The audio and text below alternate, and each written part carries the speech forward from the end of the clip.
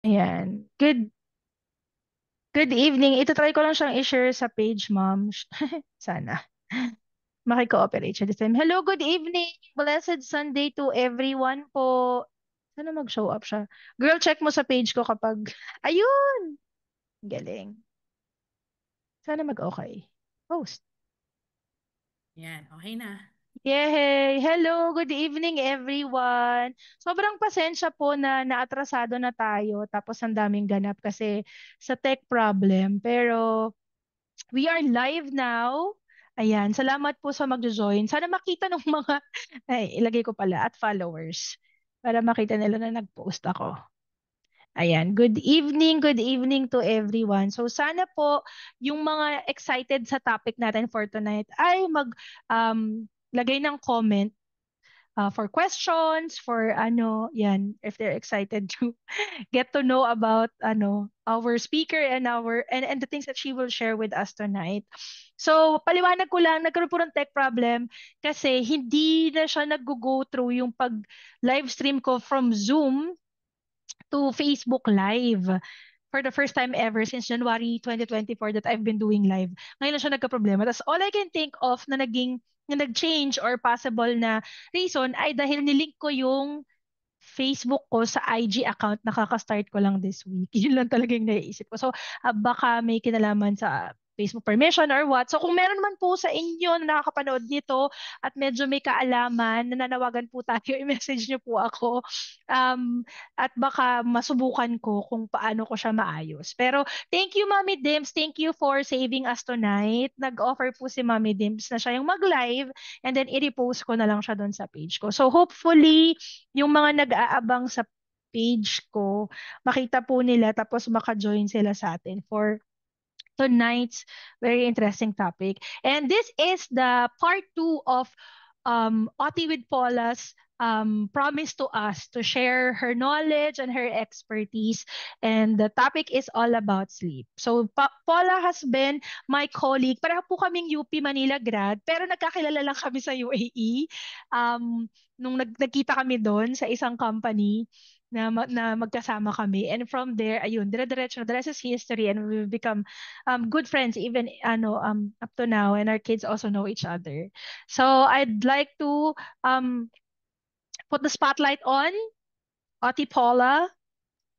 Thank you, Teacher Joy. Ayan, I still call her Teacher Joy. Miss Joy, SLP. Thank you for that introduction. Once again, my name is Paula. I graduated Bachelor's of Occupational Therapy po from University of the Philippines, Manila. Teacher Joy and I share common friends that we just found out after namin magkakilala. And then currently, I'm taking Masters in Applied Neuroscience from King's College, London.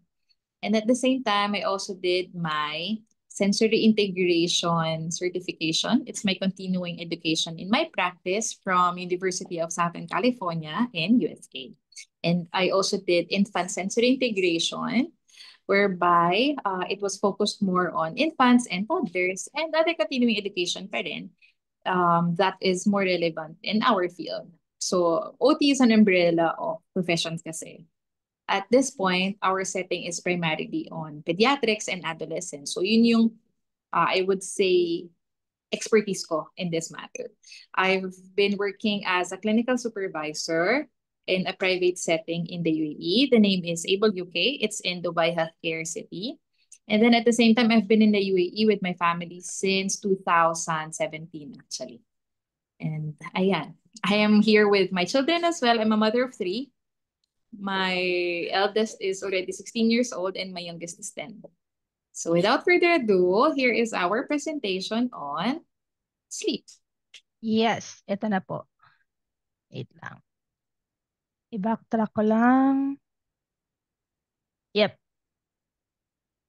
Okay, do you see the screen? Kita mo na. Yes.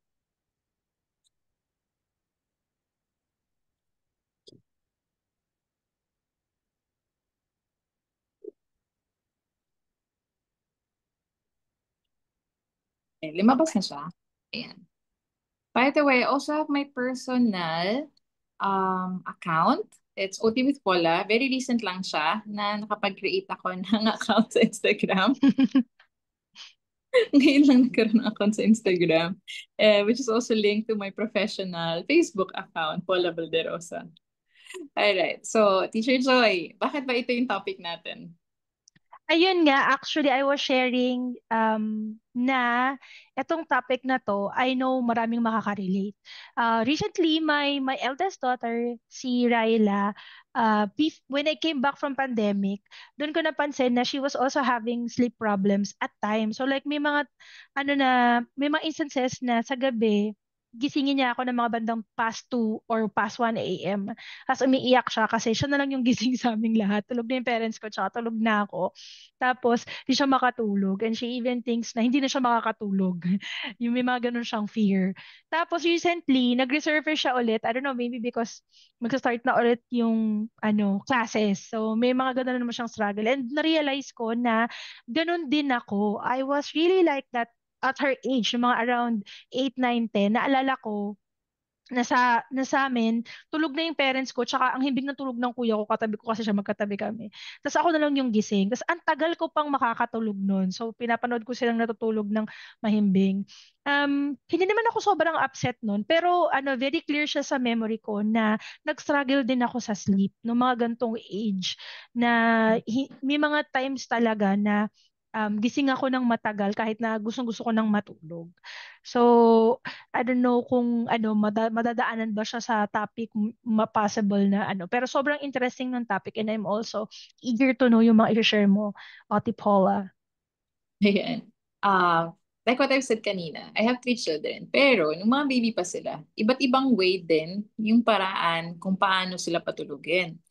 So, with my second born, matutulog siya kapag may takip siya sa mata. Either small pillow niya or may lampin, itatakip mo na ganyan. Yung bunso ko naman, ang technique namin sa kanya is, lalabas kami ng bahay. So sa condo, lalabas ng pintuan, doon kami sa hallway. Low-rise community kasi siya. So may mga puno, mahangin, malamig.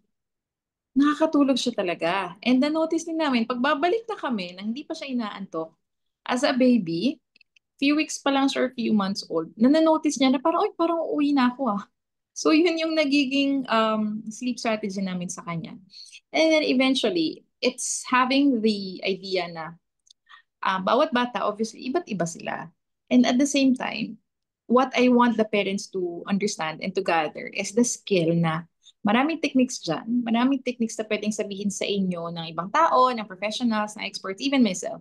Pero it may not be applicable directly to your child. So, ang best na gawin natin is mag-come up tayo ng different armor of strategies. Ang dami mong strategies, kumbaga, puta kasi maglalaban ka, marami kang hawak, and alam mo kung anong gagawin mo sa anak mo. It's more of trial and error at this point. Which one is applicable for your child? Once na-prove mo na yun, na ito pala yung strategy na okay sa anak ko, obviously without an expert or direct consultation or without a sleep coach, pwede mo siyang gawin and gamitin kasi nagiging effective siya.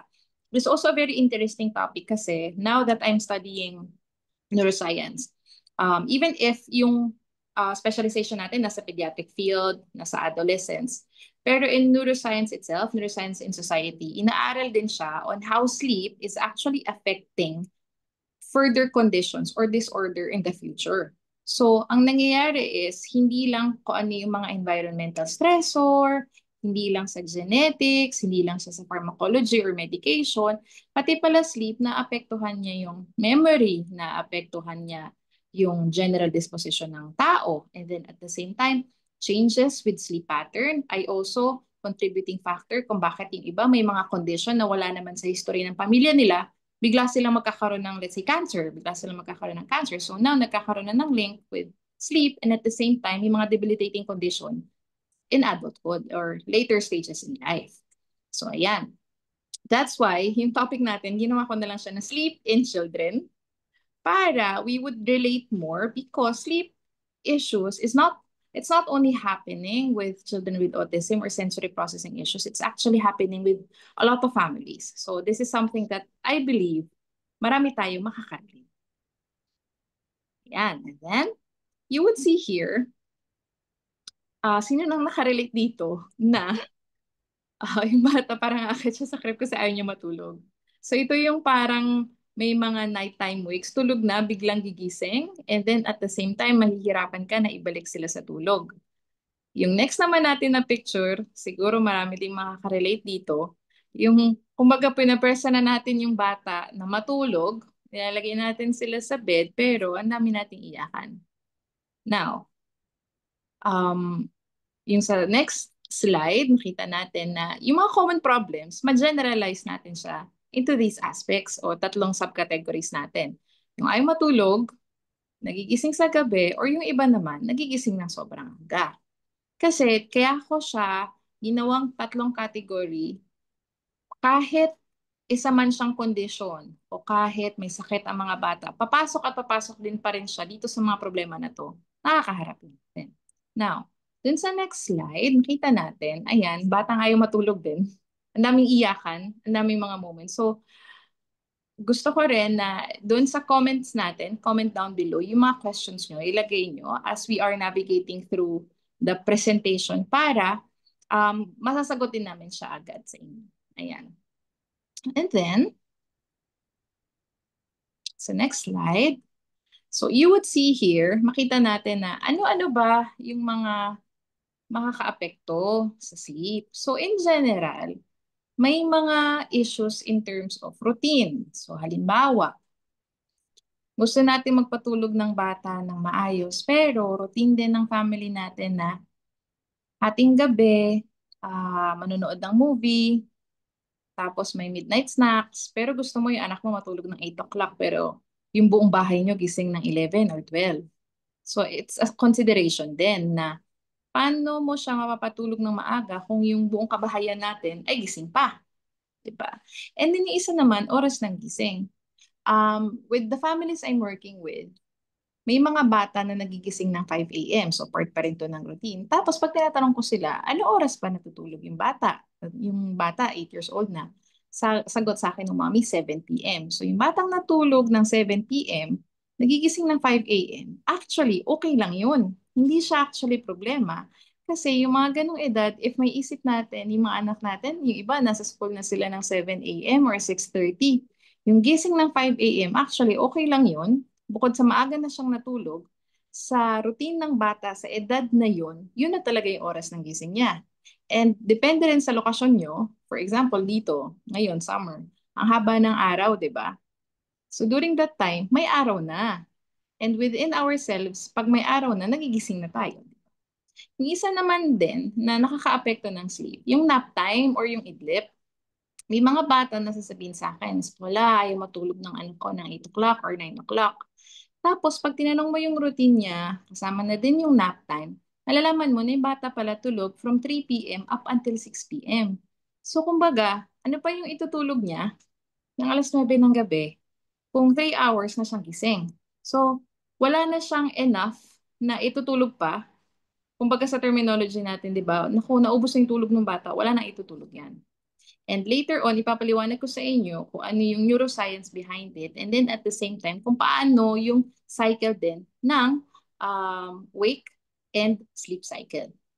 Ayan, isa din, doon din pumapasok. Ano ba yung mga ginagawa ng bata? Ano ba yung mga aktibidad niya, klase ng laro? Kasi ang laki din ng effect ng batang natutulog ng oras at maraming ginagawa maghapon kumpara dun sa mga bata na sedentary lang, laging naka-iPad, laging naka-gadget, and napapansin nyo yung mga bata din na may issue sa pagtulog. Pag tinignan mo yung routine nila, ang haba ng time na nag-YouTube sila, na nag-iPad sila. So it's something na, bakit kaya nangyayari itong mga ito?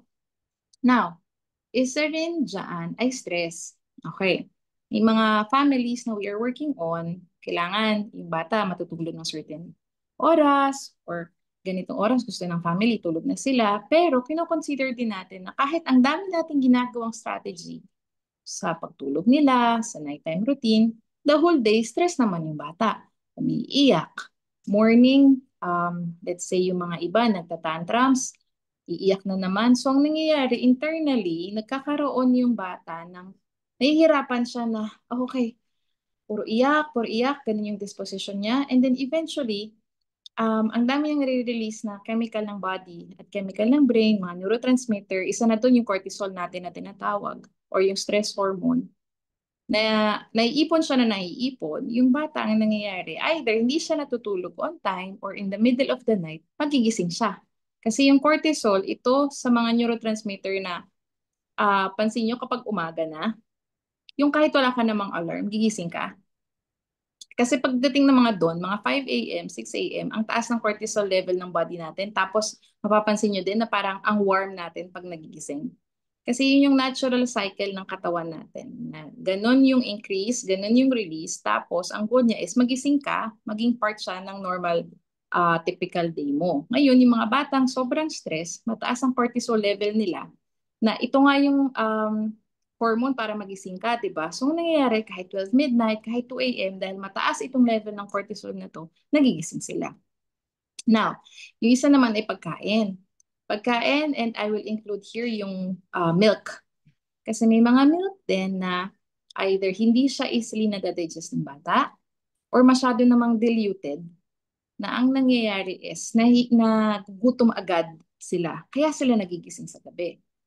Yung iba naman, gabi na, tapos naisip ng parents, healthy to, papakain natin siya ng saging or pakainin natin siya ng apple na hindi naman nadadigest agad, tapos papatulogin din yung bata. And then, in the middle of the night, magigising, may iyak, and all.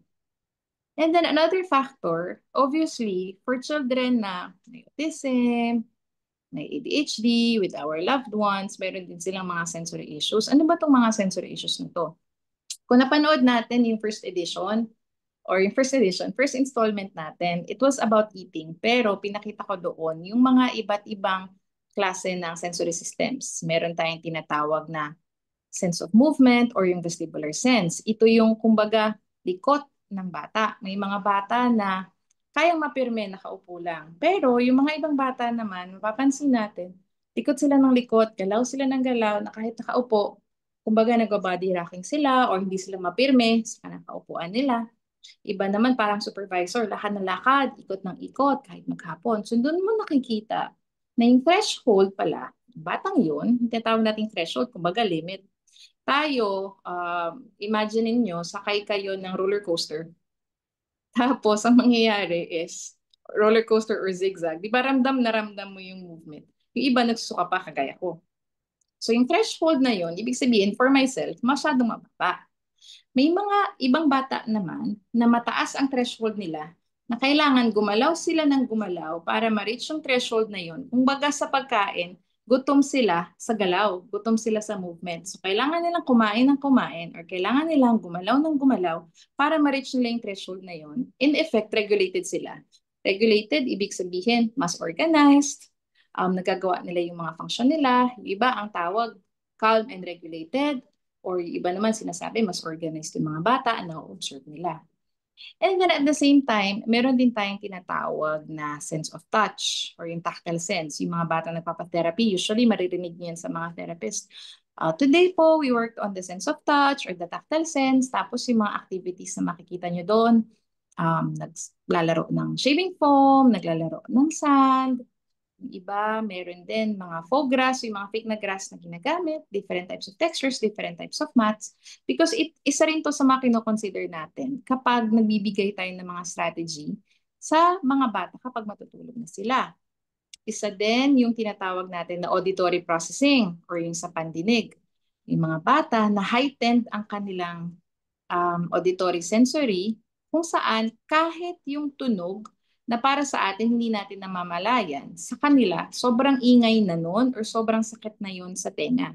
Not necessarily that they are in pain, pero yung perception nila, it could be something na kailangan tatakpan nila yung tenga nila or yung iba gumagamit ng earplugs o kaya earmuffs para ma-filter yung noise na nangyayari sa environment.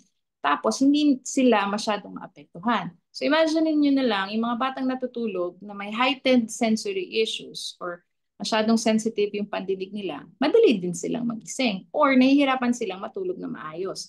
Meron akong client, may family, yung bata, diagnosed siya with autism, 6 years old na siya. Bigla na lang, out of the blue, sabi nila sa akin, Miss Paula, biglang hindi na siya natutulog ng maayos sa gabi. or habang madaling araw, nagigising siya.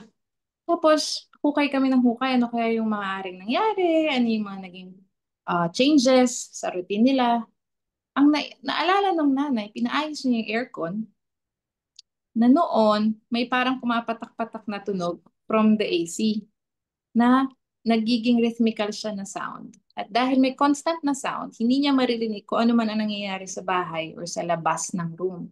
Nung naayos yung aircon, sobrang tahimik na ng room na kahit may mag-flush lang ng toilet or kahit may maglakad lang or may magbukas ng pintuan, nagigising yung bata. So doon mo, yun yung importansya na kailangan, alam mo muna yung context, alam mo yung nangyayari, and then at the same time, alam mo din yung tinatawag nating sensory profile ng bata or yung general disposition niya, yung anong level ba siya or yung threshold na sinabi ko kanina with different sensory systems para alam mo kung ano yung magiging solution for that. Ayan. And then, Girl, ang ganda nito. Ang ganda nitong list na to nung lahat ng mga things for us to consider and to think about. Kasi when we, parang like ako, yun nga, although medyo naiisip ko na rin tong about sa routine, na parang minsan it makes sense talaga. Lalo na like halimbawa, kami yung place namin is a studio type. So, hindi talaga siya enclosed. Kaya kung halimbawa na pinapatulog na sleep time na pero may nanonood pa ng TV tapos naririnig siya, 'di ba? It makes sense na paano mo naman siya mapapatulog ng maingay. Mas mataas yung struggle niya. Or yun din yung isa pa. Some kids parang meron silang routine na eto, 'di ba yung tinatawag na sleep routine? Ito yung mga nagtutulong sa isang bata o sa isang tao to know na mag-shutdown na yung body, rest time na natin, kalma na tayo and all that. So kung halimbawa na sanay siya na madilim lahat, tahimik lahat. So kung halimbawa nga na may gising pa or may wala pa, it feels like incomplete. So parang hindi pa siya ready to sleep kahit na sinasabi mo na, oh, time for sleep na kasi may pasok ka bukas or something or like that, 'di ba? So yung mga bagay na yun na dapat i-consider po natin na kung ang nakakasanayan niya is complete family yung natutulog sa kwarto, tas lights out na. So kung may wala doon si ate or wala doon si daddy kasi may tinatapos pa. These are possible disruptions dun sa routine na magkukos na magkakaroon siya ng struggle dun sa sleep niya. Kasi hindi yun yung usual environment or yun nga, yung katulad nung binigay mo, di ba, even dun sa sensory, yun yung nag-help sa kanya, yung sound, yung rhythmical sound nung patak ng aircon, patak ng tubig na aircon, 'di ba? To help him na doon mag-focus. Tapos parang nakakatulong yun sa kanya na ma-drown out yung ibang noise. Pero nung naayos na siya, yun nga yung point mo, nung naayos na siya, sobrang tahimik. So every now and then, lahat ng sound, lahat ng move, nagiging cause na magising siya. Whereas before, yung rhythmical sound nung patak ng tubig, yung nakakatulong na magkalma sa system niya, tapos makagawa siya ng deep sleep, nawala na yun. Di ba? So ang ganda nitong mga factors na to na pwede nating tanongin yung sarili natin, asan dito yung, ay baka ito yung sa ganito, ito yung mga possible things na kaya nagsastruggle tayo sa pagpapatulog. So move natin sa next page. By the way, dun sa ating audience, if may questions kayo, type nyo lang siya sa comment and then tatry namin siyang sagutin as much as we could. Sa later part na, may mga nag-post na by the way, girl, pero mamaya compile lang natin siya. So, post nyo lang po yung questions nyo and we'll try to answer later. Ayan. Ito naman, ito yung mga hindi na siya related sa pang-araw-araw na na-experience ng bata, itong page na to, sa slide na nakikita natin sa screen.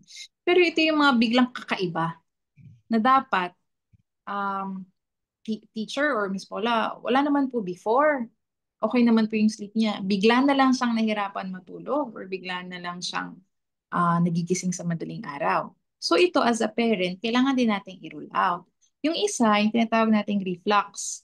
May mga bata na biglang nadudual or biglang nagsusuka. Usually, yung suka nila color yellow. Ang nangyayari is hindi nila nadadigest na maayos yung pagkain nila or sobrang taas ng acidity level ng tiyan. Nagkakaroon sila ng acid reflux. Iba naman constipated. So, all of a sudden na lang hindi makatulog yung bata. Pagkita ko ng bata sa therapy, tinry kong i-massage yung likod niya. Ilalapat ko yung bata sa lap ko. Tapos, parang padapa. Mamassage ko yung likod. Sobrang naging kalmado ng bata. So, hindi pala alam ng parent na constipated pala yung anak niya. So, hindi lang siya nakaka-apekto sa general disposition, naapektuhan pa rin yung sleep. And then, yung isa din naman dun sa mga factor na kino-consider natin ay separation anxiety. So, meron akong family na nag-receive ng therapy with me. Isa sa mga issue nila ay ayaw daw matulog ng bata sa bed. Ang bata ay 3 years old pa lang.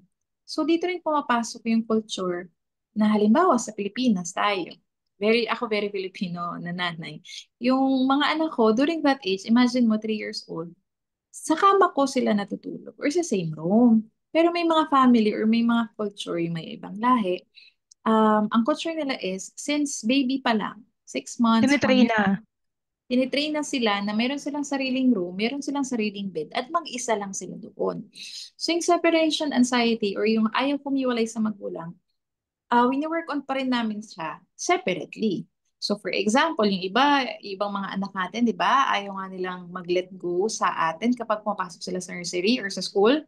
Iba naman kahit sa therapy, iyak kapag hindi nila nakikita yung caregiver nila.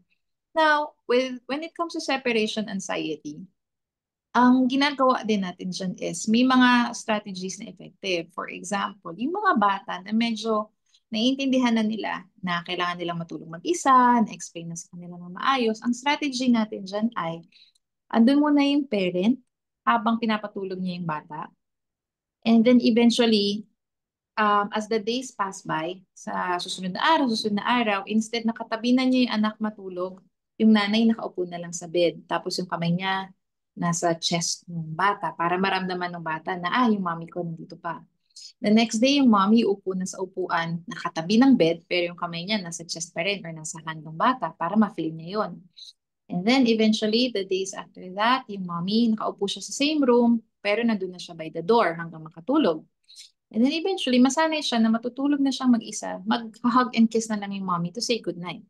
But once again, depende to dun sa mga reason kung bakit ay makatulog ng bata. In that sense, na-pinpoint namin na separation anxiety lang pala or natatakot lang siya. And then ito rin yung client na meron siyang mga imagination ng dragon, dinosaur, monsters. So very obvious and very apparent ano yung reason. And then, ang ginagawa ng bata, pag nagigising siya around 4 or 5 a.m., pupunta siya sa bedroom ng parents, tapos tatabi siya, makakatulog na siya agad. So kitang-kita mo na ito lang talaga yung reason kung bakit hindi siya nakakatulog or bakit may nighttime wakes. Yung iba naman, teething, pagngingipin, nakakalimutan natin na ayaw nga pala, panahon na tumutubo na yung ngipin ng anak ko. So it's something na hindi mo naman siya mababago right then and there, pero alam mo kung paano mo siya isusoothe. So halimbawa, yung mga batang nagtititing or nagngingipin, you can use warm towel or warm na water, tapos dadampian mo or imamassage mo sila sa around sa mouth area. Kasi pwedeng ang dami mo nang ginawang strategy, wala na pong ilaw yung room, napatugtog na po ako ng lalabay, hinele-hele ko na po, kinalong-kalong ko na po, naglakad-lakad na kami sa labas, nakarating na kami sa kanto ng subdivision, hindi pa rin po siya natulog, pero nagingipin pala yung bata. Yung iba naman, ayan, worm infestation or yung balate. So, medyo relevant din siya doon sa digestive organ or digestive system. Isa rin to sa mga hindi natin masyado siyang maiisip, di ba? Pero yung mga bata kasi na may worm infestation, ang nangyayari, generally, and dun sa part na yun, itchy yung katawan nila, nangangati sila, hindi sila makatulog ng maayos, irritable sila. So, isa siya sa mga factor na, baka ito yung reason. Yung classic pa nga yung mga tita natin or yung mga lola, sinisilip talaga yung private part ng bata na baka actually meron nun at kukunin nila. Hygienically, hindi siya ganun ka, alam mo na yung mga elders natin, di ba? Hindi siya ganun ka-hygienic. Pero para ma-rule out na baka ito yung reason, kaya pala hindi makakatulog yung bata, meron pala nun. And then eventually, we'll bring to the doctor, may proper medication ibibigay. Yung isa naman, glue ear na tinatawag or ear infection. Meron kaming client, yung bata, iyak siya ng iyak. Usually gabi, kasi kapag gabi, hindi na siya distracted, wala na siya ibang ginagawa, hindi na siya naglalaro. Wala siya sa nursery, wala siyang interaction, hindi siya nag-iPad. Kapag gabi, dun siya mas nakakapag-focus na masakit pala yung tenga. Nung dinala ang bata sa doktor, doon nakita na may ear infection pala yung bata. And then afterwards, okay na. And then the other one, yung nakasulat dyan, some medication. So, may mga bata din na, halimbawa, nag-take sila ng risperidone. Ayan. Nag-take sila ng risperidone sa morning. Ang goal nun is mas maging kalmado yung body nila, mas konti yung instances na maglilikot sila. But in general, yung ibang mga bata, ang nangyayari is either it triggers na iyak ng iyak or yung iba naman inaantok. So kagaya ng nasabi ko kanina, yung nap time, so ang nangyayari, nagkakaroon ng frequent nap times within the day na apektuhan yung sleep at night. Yung iba naman, parang cocktail or concoction ng medication. Ang daming gamot ng bata, nagkukos na siya ng iba't ibang factor. Nagiging acidic na yung bata then, and then at the same time, nagkakaroon na ng changes dun sa circadian rhythm ng katawan niya. And when I speak of medication, yung iba din naman nagtitake ng melatonin. Tapos, yung bata pala nagtitake ng melatonin, on this day, nakalimutan bigyan ng parent or tinatry nila i-wean off of melatonin yung bata, hindi nila nabigyan, nagkakaroon ng sleep disturbance pa rin. Ayan. Teacher Joy, any questions so far? Yeah, meron doon sa post. Pero like, Mhm. we'll try to answer later. Okay lang ba sa'yo? Oh, Pero sige, ito, sure. girl, yun nga, tama yun yung learning reflux, ano. Actually po, kung hindi po tayo masyadong mindful dun sa mga kinakain ng kids natin, baka hindi natin siya maiisip na possible na reflux na po siya until malala na. So, i-observe nyo po, kasi ako din, yung mga, kung ang tendency natin is regular tayong nagbibigay ng mga drinks sa kanila such as pag-inom tayo ng brand such as Shaki, yung mga Yakult, Mr. Milky, Dutch Mill, ito mga ganitong klaseng drinks. Kung in a day ay nakaka-consume sila ng more than 2 to 4, 2 to 5, ganyan. Tapos regular everyday, eto talaga, prone talaga sila na magka-develop po ng reflux nang hindi natin mapapansin. Parang iniisip natin, part kasi ng snacks nila in the morning or Ah. pwede sa afternoon. Tapos regular thing, tapos iniisip natin healthy kasi probiotics, Yakult, and blah blah blah, 'di ba? Yung mga stuff na 'yan. Pero pag nasusobrahan, yun din po, Mhm. mauuwi po sila sa reflux or even milk tea. Kung ugali nyo na parang regular kayo na milk tea drinker, tapos binibigyan nyo sila, so yun po yung mga possible na magkaroon ng effect. Tapos, observe niyo rin po, lalo na yun nga, pag yung tinatawag na, na nighttime snacks. After ng dinner, mga bandang mga 9 Mhm. onwards, kakain pa ulit. Tapos yun, may drinks na naman. Tapos matutulog. Yun yung mga possible na mag-cause na magkakaroon sila ng reflux. Kasi masyadong malapit dun yung pagkain nila sa bedtime routine ninyo.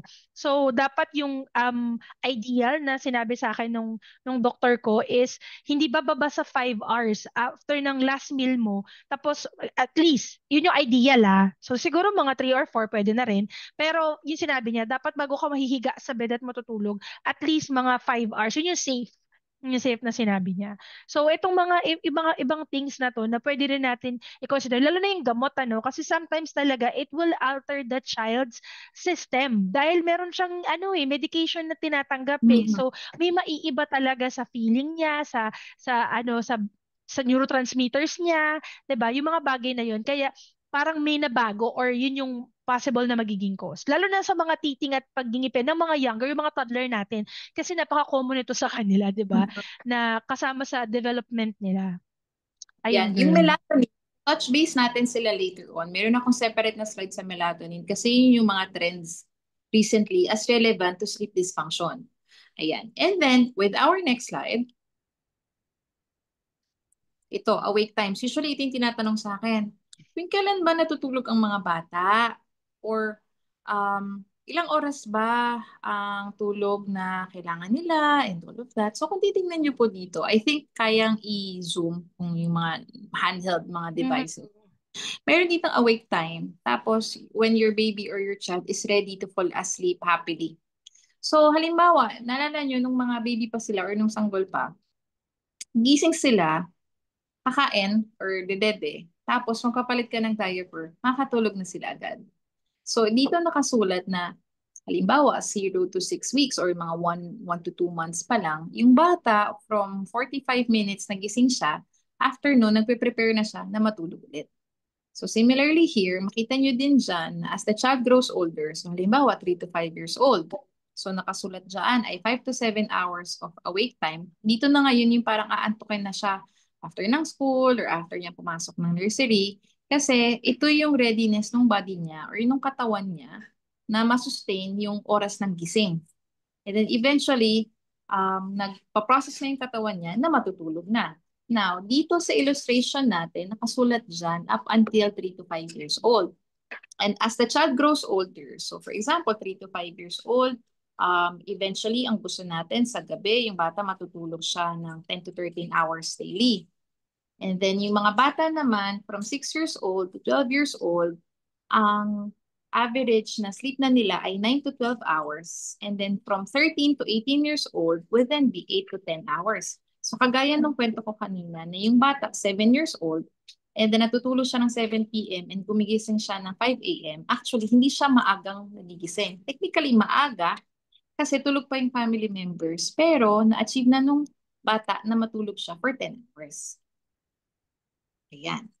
And then, for our next slide, it's something that is very important. For example, alam na natin as parents, kailangan may routine. Kailangan, ganitong oras, may bath time, ganitong oras, may brushing teeth, bedtime routine, tapos liligo na, tapos bed na, which is very ideal. Kagaya nung nasabi mo nga kanina, for example, studio type ng bahay.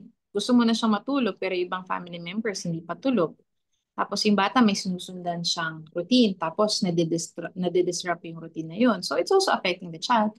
May mga parents, ginawa na nila yung strategy na, Miss Paula, ano pa nga kami, meron kami mga picture, ito muna, tapos next, and then ito, may sleeping time and all of that, hindi pa rin effective. So meron ako ditong picture ng clock. Ayan, kalagay lang siya ng 10:10. Merong akong pinapasubukan din sa mga ibang parents. Halimbawa, 9 o'clock, ang goal natin na matutulog ang bata. So, 2 to 3 hours before 9 o'clock, meron siyang 2 to 3 hours of heavy work play. So, kung 9 o'clock, niyo siya gustong patulugin, by 5 to 7 or 4 to 7, kailangan yung bata, heavy work activity yung ginagawa niya. And this is very applicable, especially for children na nagtatry pa lang mag-build ng routine. And yung mga bata na malilikot. Yung kahit andyan na yung mga strategies natin sa pagtulog, hindi talaga sila hihigain. Miss Bola, alas 9 na ng gabi or alas 12, alauna na, takbo pa rin siya ng takbo. So 4 to 7 p.m., once again, hindi siya steady na number. Depende siya sa goal ng family. So if your family's goal ay matulog siya ng 9 o'clock, 2 hours before that, 2 to 3 hours na time frame, so 4 to 7 p.m., kailangan yung bata gumagawa ng heavy work activities or exercises. Hindi lang ito basta yung maglalakad-lakad. Ito yung kapag jump ka sa trampoline or sa playground.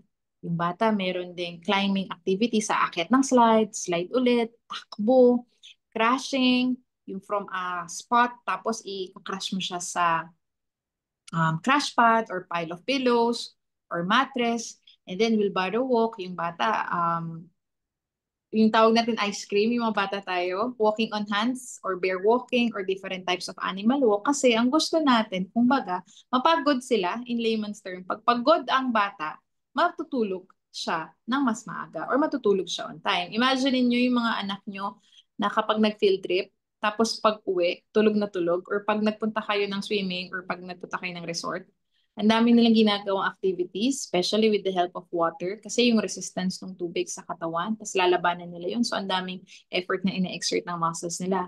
Ang nangyayari, through exercises, through movement, nag-release yung body natin ng tinatawag na adenosine.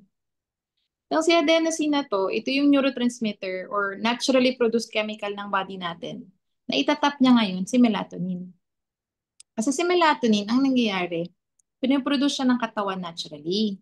Kaya yung mga doctors, pag tinanong natin, may sleep issues yung mga bata, nagpe-prescribe sila ng melatonin na supplements. Kasi yung number or amount ng melatonin na napoproduce ng katawan mo, definite number na yun. Kung gusto mo na external, ang binibigay ng mga doctors, usually, not all, but some of the doctors are prescribing melatonin. As therapist, para makapag-produce ng mas maraming melatonin yung katawan natin or in more concentration, ang recommendation natin ay movement. Gusto natin makapag-release tayo ng chemical na itatap si melatonin para yung bata aantukin or makakatulog siya. Ayan. And then, you would see on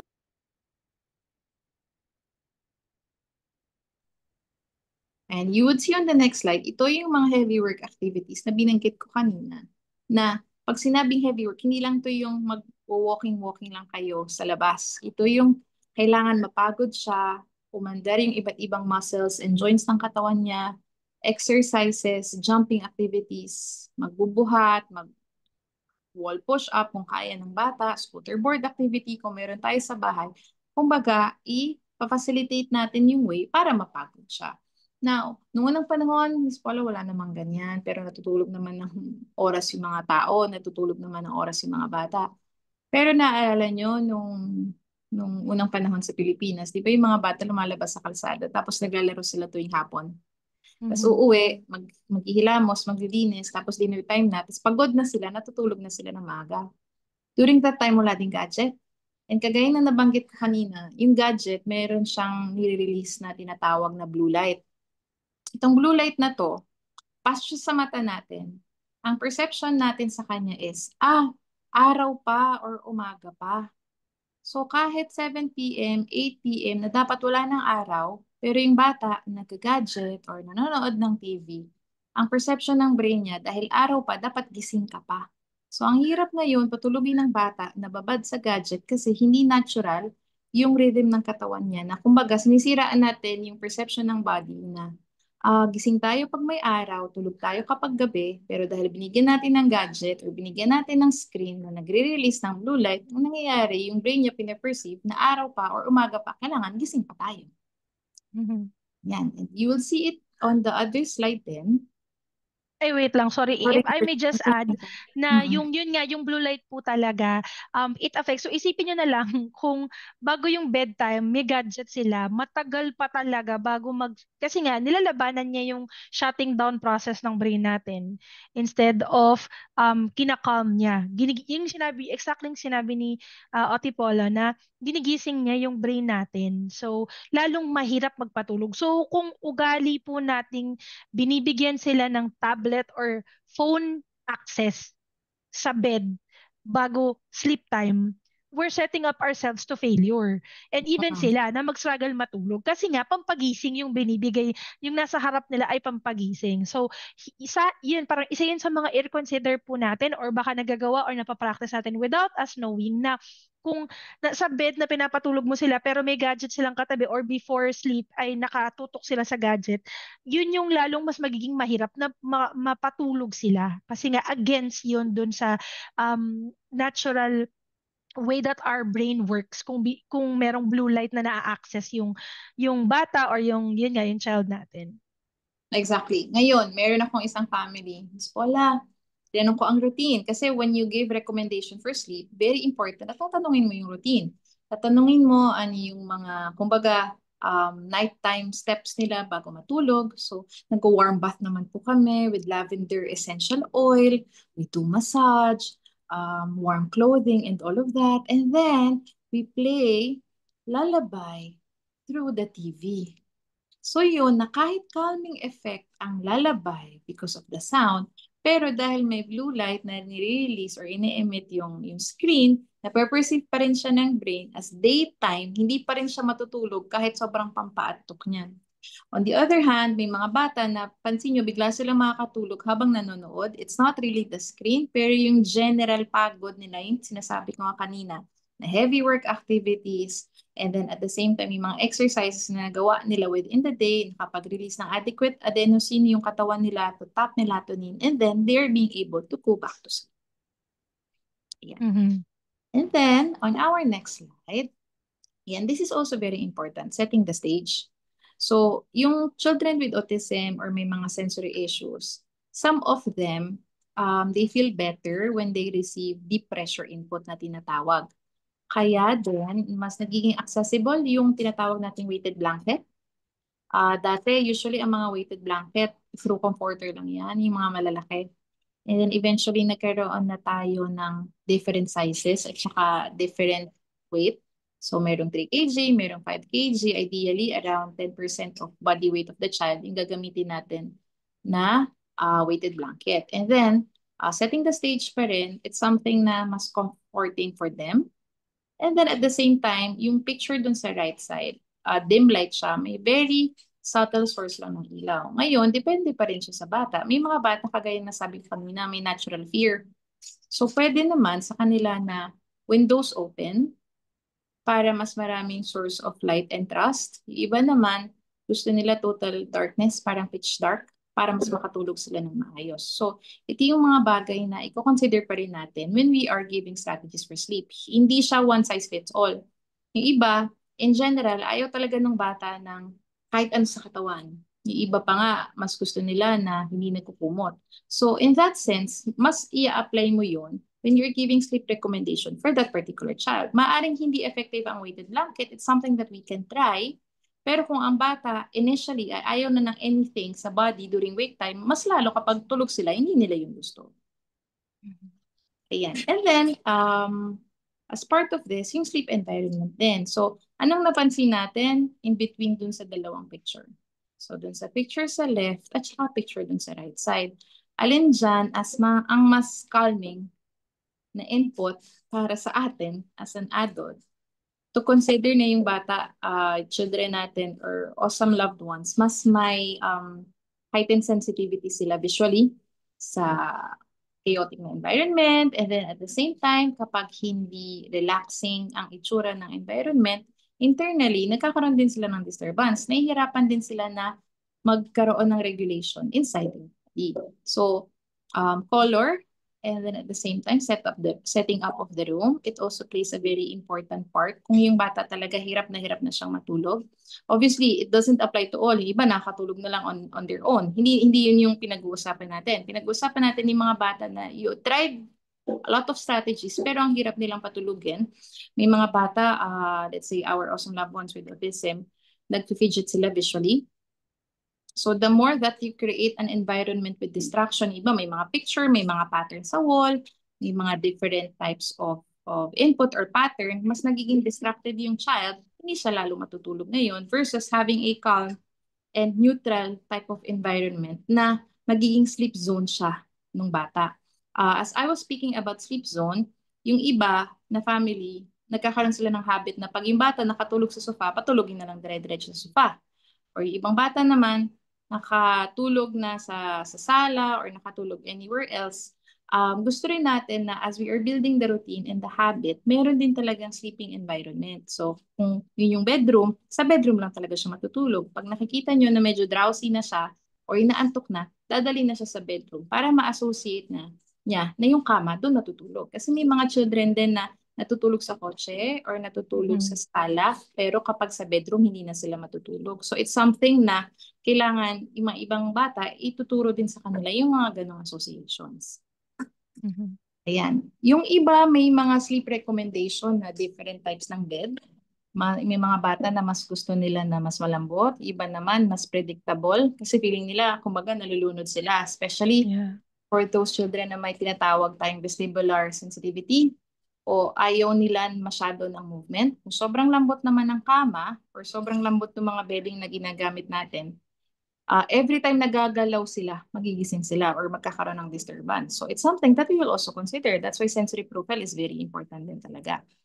And then, on our next slide, ito yung mga ibang strategies na pwede rin nating ibigay. Ito yung mga picture lang na nakuha-kuha, but it may not exactly look as this one. Yung isa dun sa upper left side, deep pressure massage before sleep, yung part ng sleep routine natin. So once again, 2 hours before sleep, for 2 to 3 hours, kailangan may heavy work input.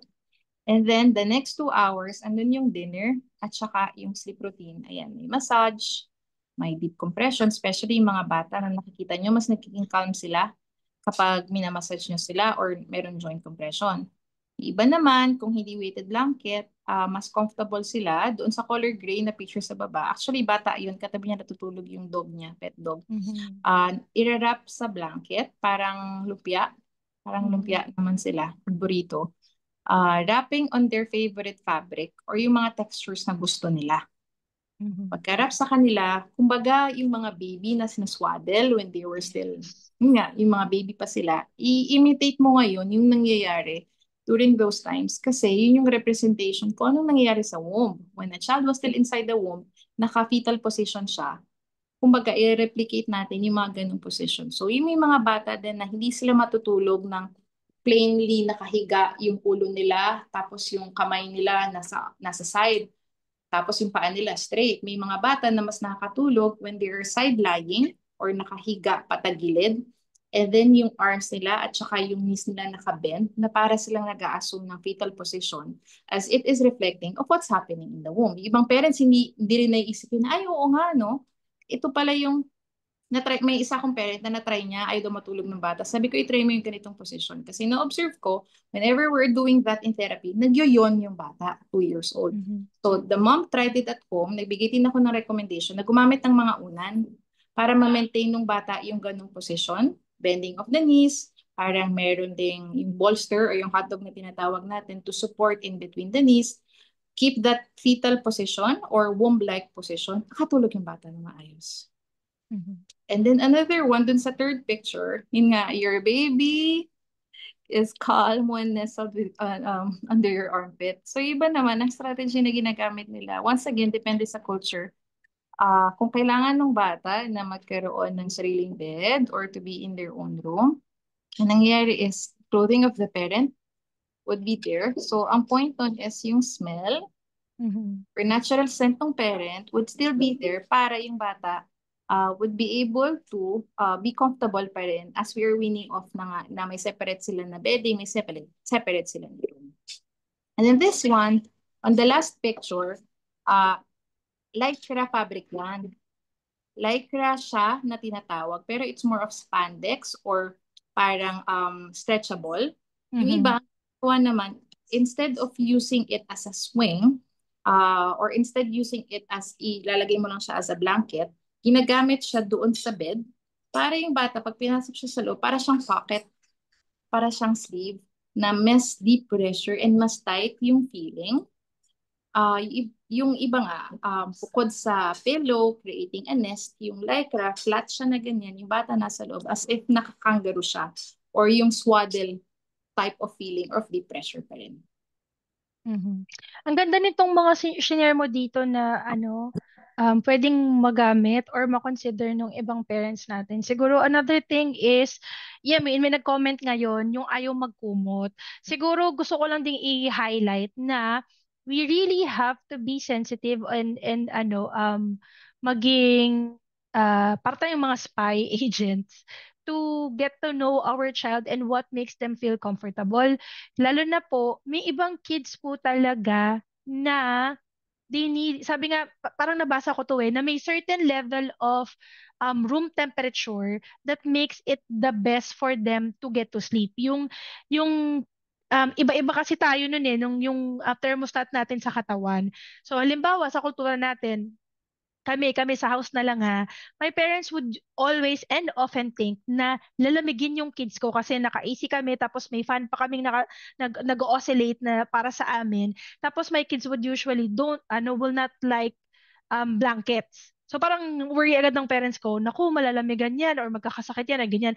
Pero yun nga kasi, kailangan alam mo din na kung yung kid mo sa umpisa, for them to be able to put themselves to sleep, kailangan nila ng mas malamig sila, mas presko sila. Tapos pag nakatulog na sila, pwede mo naman doon na lang sila kumutan or medyo i-cover up mo sila. Pero if you insist yun nga, yung thinking na naku, lalamigin kasi sa umpisa, minsan yung pa yung nagiging struggle kung paano sila makagawa ng tulog nila.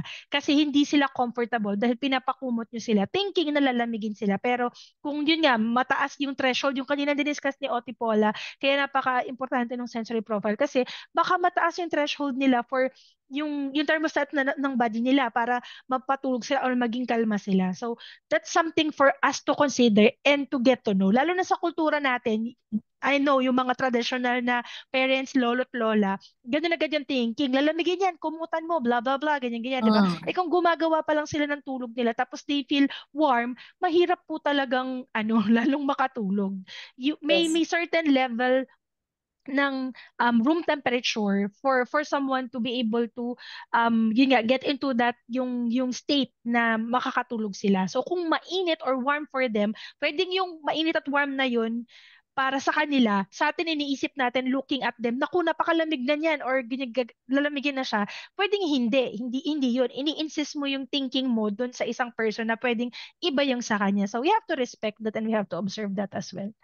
Yes, exactly. And then, just like what you mentioned earlier regarding thermostat, sorry, lumipat ako ng place Okay kasi lang. ang ingay.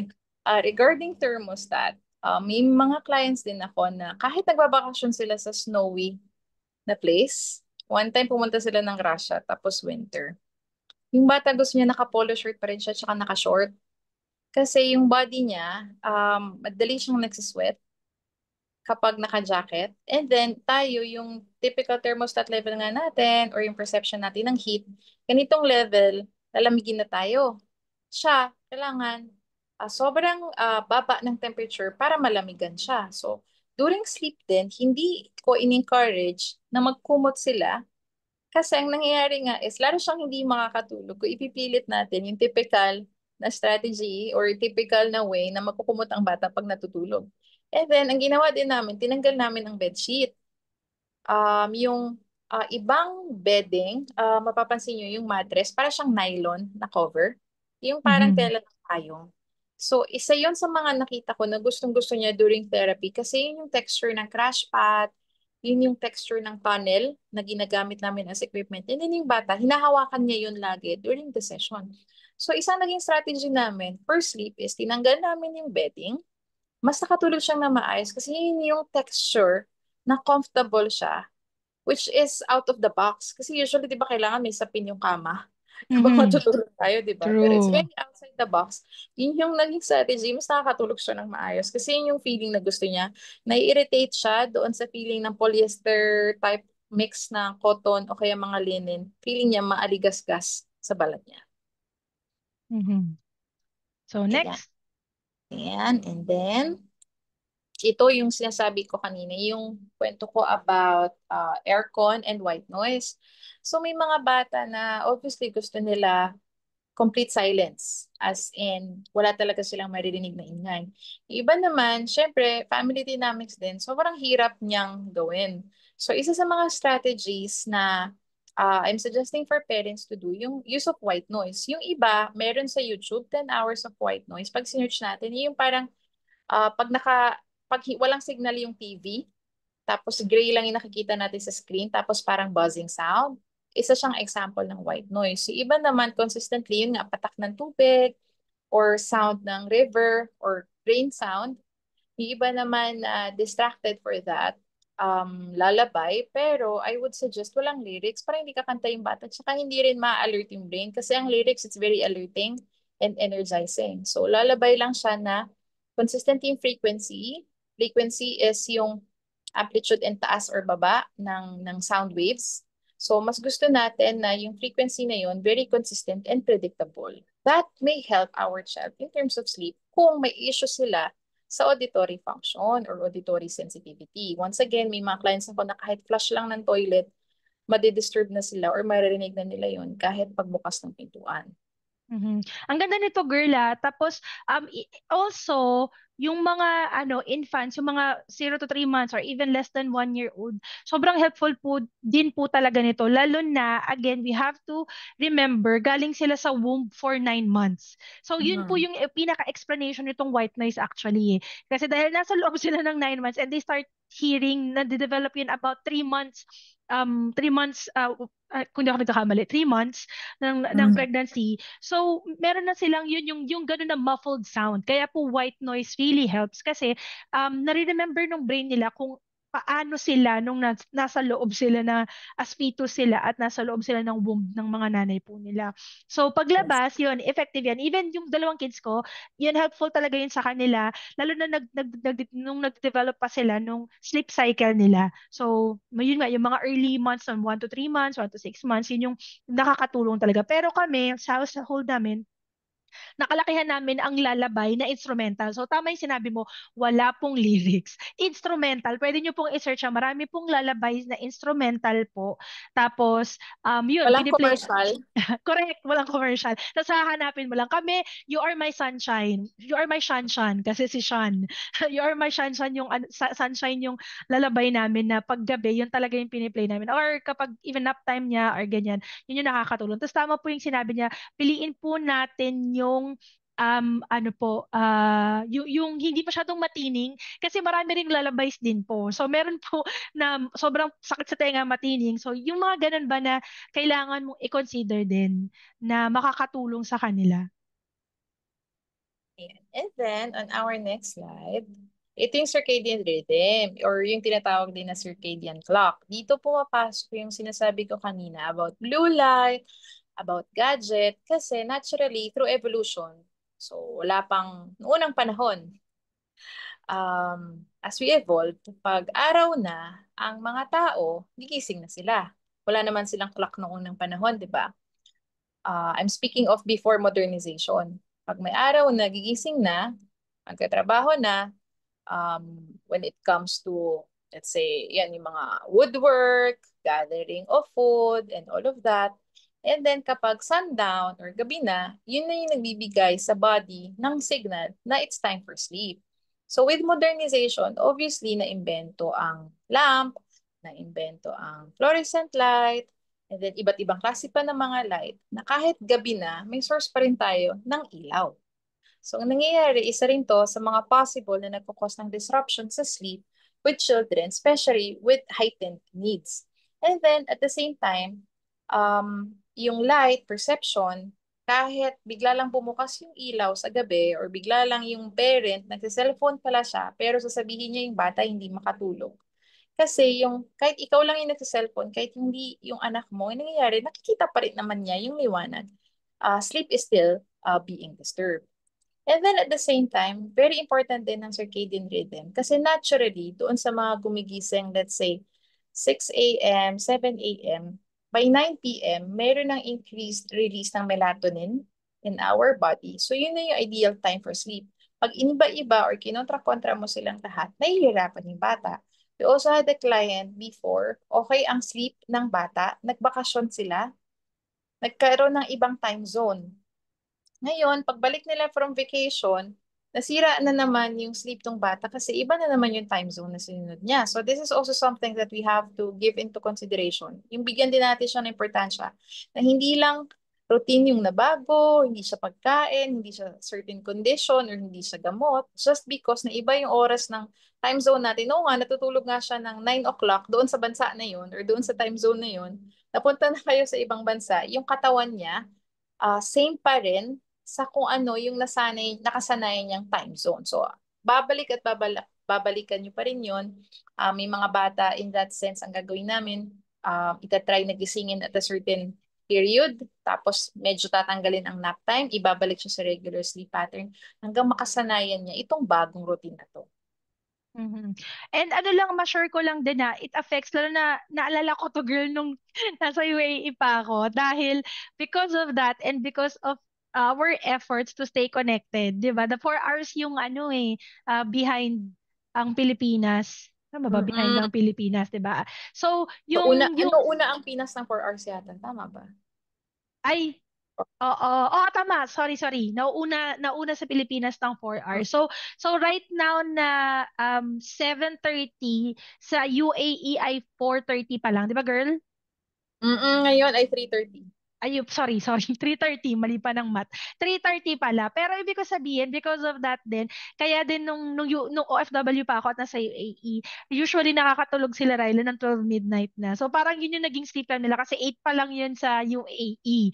So may mga ganong bagay na i-consider. At may tanong tayo na something related dyan later. So i-discuss natin yan. Okay. Ayan. And then, so, sinunod ko siya ng screen about melatonin as I was talking about it earlier sa circadian rhythm. Kasi ito nga, nakita nyo, oh, naturally, ito yung time na magkakaroon ng melatonin production around 8 to 9 p.m. Tataas na yan. Tapos yung peak niya, hating gabi. And then, pagdating ng umaga, mawi-wean off na yan. magkokonti or magfe-fade, tapos magigising na.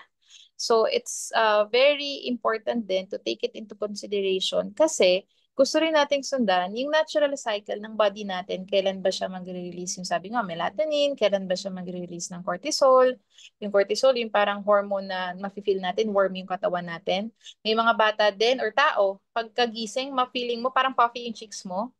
Parang Mhm. puffy cheeks, namumugto yung mata. It's not because galing ka ng tulog alone. Yun yung cortisol deposition sa katawan. And then at the same time, those na nag-encounter ng stress, tumataas din ang cortisol level sa body nila. So, ano nangyayari? Yung sleep naapektuhan pa rin. Kasi once again, ang cortisol dapat mataas lang siya kapag malapit ka ng magising. Kasi yun yung nagsasabi sa katawan mo na wake up ka na. And then at the same time, warm na yung feeling mo. No? So, dapat magigising ka na eventually in the morning. Mhm. And then, nagsuswipe ako, feeling ko, PowerPoint ko to. So, ito nga. So, I hope sa mga napag-usapan natin within this discussion, this picture is something na hindi na natin ma-encounter sa future. And that being said, with our last slide, if there's any takeaway for today, ito yung gusto kong maisip ng parents ng sleep is affected by what we do the whole day, even the days prior pa nga.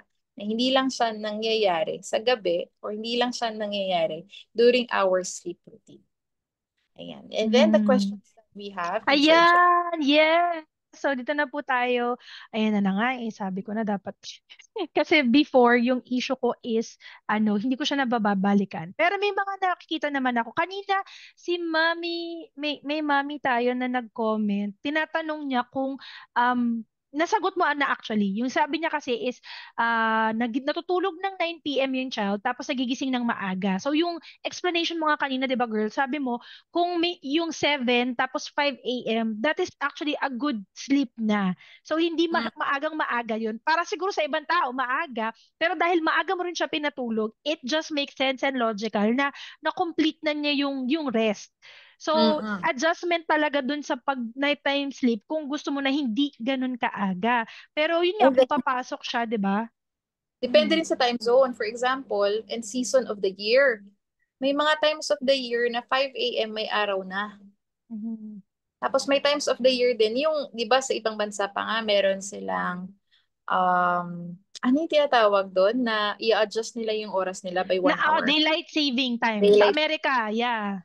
Tsaka So, sa ibang nadidisturb, bansa. yun, nadidisturb din yung oras ng tulog ng bata. It's actually very helpful kasi ang nangyayari, sinasabayan nila yung labas ng araw. So, Mhm. pwedeng tayo, dahil wala tayong daylight savings, kahit nagbabago ang season natin, na during the season po napapansin ko, mas gumigising siya ng maaga, dati 6 a.m., ngayon 5 a.m. And then, remind mo yung parent, actually, ang sunrise natin ngayon ay 5 a.m. As compared Mhm. to before na Mhm. 5:45 or 5:50. Almost 6, yeah. Oo, di ba, na almost 6 a.m. So, ang nangyayari, sinasabayan din ng bata yung sunrise at sundown. Mhm. Girl, si Sir Bren. Hi, Sir Bren. Shoutout ko siya. Ang ganda mga comments niya. Ang hirap daw pag yung ibang pamilya, like nurse or nighttime ang schedule ng work. Nakikita kasi ng mga bata, nagising pa yung nanay at tatay. Ano daw ang pwede mong isuggest na adjustment Actually, sa ganun?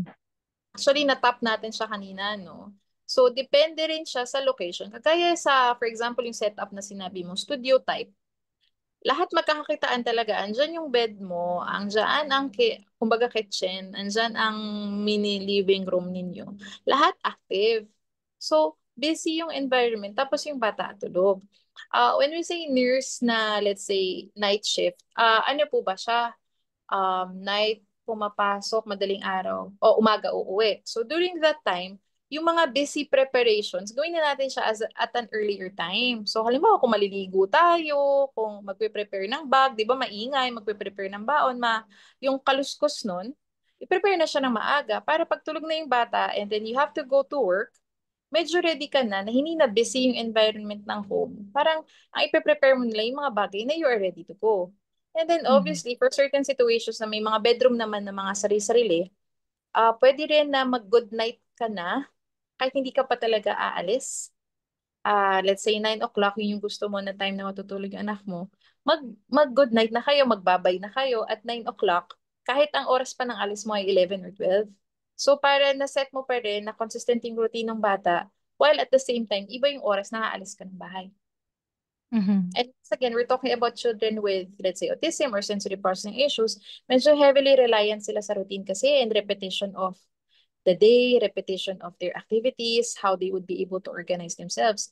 So, kung yung family dynamics mismo natin ay hindi coherent doon sa routine ng child or yung preference ng kanyang body, mahihirapan siya mag-adjust internally. Sino bang mas madali mag-adjust, tayo or sila, di ba? Yeah, exactly. True. Si Mami Joanne nag-comment siya, yung anak ko ayaw magkumot, naka-aircon na tapos may fan pa. Pero kapag nilalamig na ang ginagawa niya, lumalapit po sa amin, nagpapahug siya or kinukumutan ko kapag nakakatulog na. Pero tinatanggal din kapag alimpungatan. And recently, hinihiliran niya yung pillows and stuff toy sa gilid. Mami Joanne, di Yes. ka nag-iisa, ganyan na ganyan din yung bunso ko.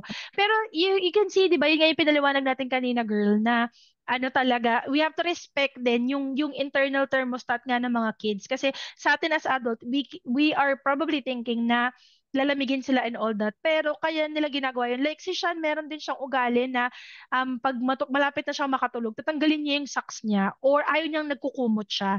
Tapos makikita mo naman sa bandang madaling araw, naka-fetal position siya, nilalamig or nakahalokip-kip nga sa kilikili ko, girl. So, kukumutan ko na siya para ma-warm siya. Pero yun nga parang they need a certain level of coolness or hindi yung sobrang warm para mapatulog sila. So kung lagi natin kinokontra yun o ini-insist natin yung sa atin, lalo natin pinapahaba yung struggle para makatulog sila. So we What have to we would also consider. suggest, what we would also suggest, apart from blanket, pwede din na big stuffed toy. Iba nga may weighted stuffed toy. Kung hindi nag-accept ang bata ng weighted blanket kasi it's covering their entire body. Tapos yun nga, minsan fuzzy yung texture ng blanket or hindi yun yung preference nila. Kagaya nung example ko, mas gusto niya yung nylon kaysa cotton. So pwede rin na stuffed toy na malalaki or weighted stuffed toy para it's providing them the warmth that they need para hindi lamigin, but at the same time, may parts pa rin ng body nila na naka-expose kasi gusto nga nila yung certain level ng mas mababang temperature. Now, with the use of electric fan, it's a very good strategy because apart from it providing white noise, may white noise kasi ang fan eh. Yun yung mga bagay na hindi natin naiisip, di ba? Pero yung bata natutulog pag may electric fan or yung panganay ko nun, gusto niya nakatapat siya sa aircon, parang Lion King. Nakaganon Mhm. sa aircon para Mhm. makatulog siya. Yung wind sa face, yung air, Mhm. tumatama sa face, it's also providing pressure. So, Mhm. kumbaga, siya yung nagiging counterpart ng hele na ginagawa mo sa skin and sa muscle ng bata. Yung air naman na pumupunta sa skin, it's as if yun yung pressure na natatanggap din nila. Mhm. Mami Dims, may sabihin ka? Ay, oo, kasi hindi mo nabasa yung kay Sir Bren na sobrang na-appreciate niya yung slides kung pwede daw gawan ng Yeah, yung babasahin ko pa lang format. actually. Yes, Ah, sabi niya, Teacher Paula, can you share your slides? Can I make visuals from it? Meron ka bang FB para page that people ma-share sa can kanila. follow? Yeah. Um, Sir Bren, ipaplug natin na meron IG si Oti with Oo Paula. nga, Oti with para daw Paula. people can follow Yan. you, OT Yes, correct. And yes, Paul. i-share, I'll get in touch with you, Sir Bren. No, ang ganda nung slides niya, no? Bala ko din siya Oo. i-post. I-post natin siya together, Sir Bren. Dati And again, struggle ko rin to kasi, tong sleeping. Pero ang ganda lang na yung idea ng changing the environment. Instead na, kasi nakikita ko sa group, very trending, nagja-jump agad sila sa mga melatonin gummies for kids. So, ang daming factors talaga na, dati yung anak ko rin, yung husband ko graveyard, naabutan siya ng meeting kising pa, may mga ganun. Pero what we did kasi, yun nga, yung less sweets na kami sa gabi, yun yung pinaka-effective. Tsaka nga pag sinabi kong 2 hours before, wala na talaga screen time siya, matutulog na siya. So, yun. Di ba na effective mom siya? Oo, dati Oo. problema. At tsaka affected talaga yung demeanor nila the next day. Pag hindi Mhm. tulog, kata mo, bugnutin, tapos madaling mag-tantrum, so mga ganun. True, true. Pag nakaka-affect, yun nga yung sinabi ni Sir Bren, sleep talaga is one of the most important factors na nakikita ko na problem na mga kids na evaluate ko. Also in the context of gadget use sa gabi. Ayan po, ulitin po natin, gadget use sa gabi na talagang nabanggit natin kanina. Kung papatulugin nyo na dahil bedtime, pero nasa bed na tapos may gadget or may phone sila, yun nga, we're setting them up for failure and even ourselves kasi nga, pang turn on yung blue light na nape-perceive ng mga eyes nila at nagsisend ng signal sa brain nila na hindi pa matutulog. So, kung ganun ang ano nyo, yun nga, parang fault din by default ng parents na nagbibigay ng access for gadget or blue light sa child. Sabi din ni Sir Bren, agree ako sa white noise, but you have to choose the right one na effective from YouTube choices kasi madami talaga. And may share pa siya. Sir Bren, thank you talaga. Nag-share siya ng link for research supporting use of white noise. Nakakatuwa. I-check out nyo po yan. Tanong niya rin, where can we buy weighted blankets? Parang sa Shopee or Lazada, if I'm not mistaken, may mga ganun, no, girl? Are Oo, you take natin aware? into consideration yung weight ng child. Dito kasi walang Shopee at Lazada, Amazon talaga. Ayun Take nga natin pala. into consideration yung weight ng child. May mga options yan. Usually, 3 kg, 5 kg yung common na available sa market. Suggested I would weight. say around 10% ng child's body weight. So kung yung bata 30 kg, 35 kg, kahit sa 3 kg na weighted blanket muna tayo. And then eventually, as the child grows older, mas heavier na yung need nila. May iba't iba ding type ng weighted blanket. Yung iba, weights talaga. Yung iba naman, para siyang maliliit na beads. So mas yung mga ibang bata, mas gusto nila na may ganong feeling kasi it conforms to the shape of their body. Naalala ko yung isang anak ko, meron siyang stuffed toy. Pag natutulog siya, makikita mo yung buntot ni Barney. Barney kasi yung favorite niya na stuffed toy. Yung buntot ni Barney may mga beads. So hinahawakan niya din yung beads na yun as a soothing strategy.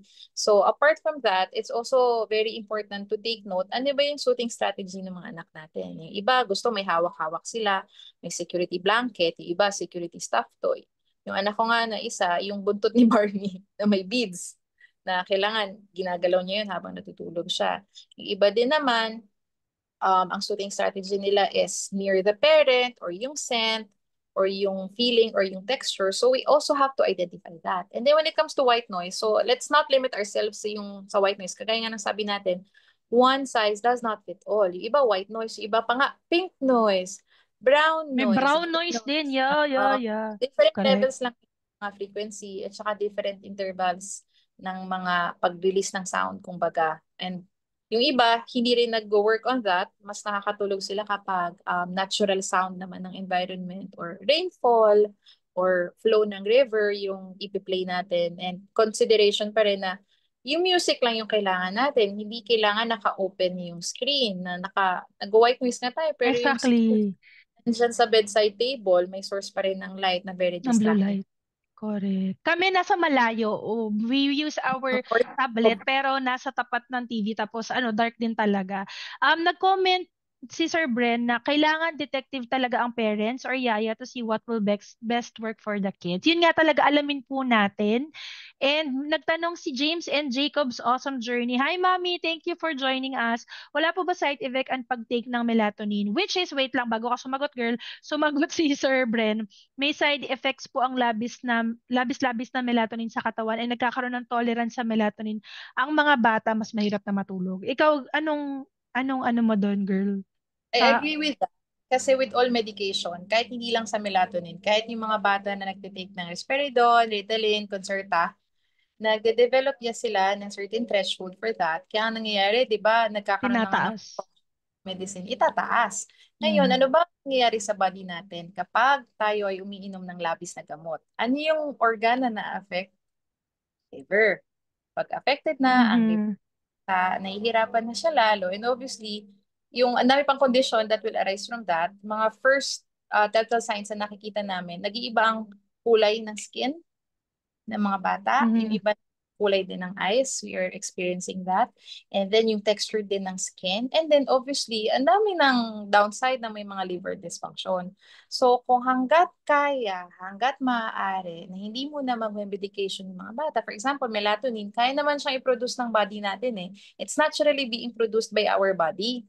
Kailangan mo lang gawin yung mga necessary ways para ma-release siya. Kagaya nga ng sinabi ko, increase the release of adenosine na mapoproduce ng body mo through exercises, through heavy work activities, and then stress level or yung cortisol hormone, babaan ng stress ng bata. Maghapon pala umiiyak, maghapon pala sobrang stressful ng environment niya, it will still affect sleep.